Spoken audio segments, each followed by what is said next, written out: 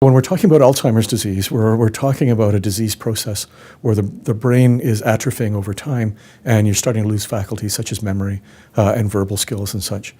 The easiest way to think about them now, because certainly in my day when we trained, we thought about Alzheimer's and non-Alzheimer's as if there was this regional specificity of what happens with the brain.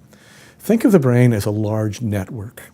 And that network has to be constantly communicating between various regions of the brain in order for you to simply say, I'd like to play the guitar, or I'd like to remember a piece of music and then from that music be able to play the guitar. Well, that's everything from visualizing the notes to hearing it in your own to getting motor programming in place. That's not one region of the brain. That's an entire network that needs to work to enable something to happen. And so we know that with dementias, these networks are fundamentally getting destroyed. It can be because the origin of the network is degenerating, and so we can see very specific regions of the brain.